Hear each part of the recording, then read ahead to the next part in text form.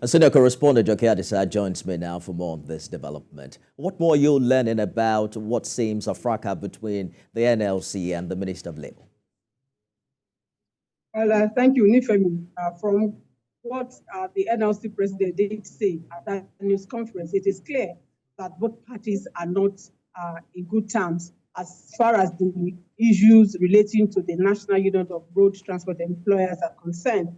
And that basically is the issue in dispute in this case. The NLC president, Joe Ajero, was emphatic that they would not sit together with the minister.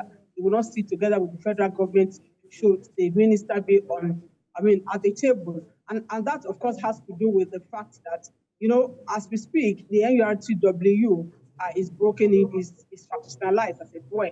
We have the Tajuddin Barua faction and we have the Tajuddin Agbede faction. Only last week we saw one of the factions, the Tajuddin Agbede faction, had his delegates conference, the 10th delegates conference of the union, and they were able to elect new leaders. And that particular faction is not being supported by the Nigerian Labour Congress. So I think that is where the issues are. And so coming out to say they would no longer, today now they're supposed to be in a meeting, they should be in a meeting with the federal government, the instance of the chief of staff to the president of the Federal Republic of Nigeria. So that meeting will hold at the villa. But what they have said is the fact that should the minister be on that table, they may likely stage a walkout. But we'll look to see what happens. But I think all issues surrounding their grievances have to do with the role, the perceived favoritism role being played by the minister. An allegation that the minister, of course, has denied over time that he's just doing his work as the minister. All right, we'll see how this potentially impact on the federal government agreement with Labour as regards to removal of full subsidy. But talk to us about the developments in Imo. Is there a response from the state government as regards the protest coming up on Wednesday?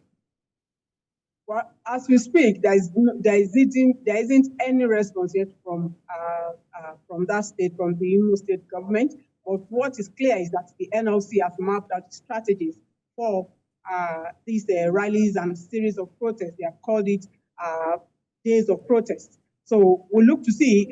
But one thing that is clear also from this crisis, from this labor crisis, is that the elections, the governorship elections in Imo State, as well as Kogi and Bayelsa, are just how many days away. And so what many residents of the state will expect is that both parties come to a meeting point as well as not to jeopardize lives and property. And the Southeast is now very volatile, particularly with elections. So it is better that both parties come to the round table, resolve whatever the issues are, so that the lives of Nigerians can be protected. And looking at the fact that elections, particularly in the Southeast, even without elections, the region is volatile. So I'm sure many citizens have already started calling on both parties to shield their sword and have a meeting point in the interest of the people in the state. I agree with you. The timing is crucial with the forthcoming governorship election. Senior correspondent Adisa live for us in Abuja.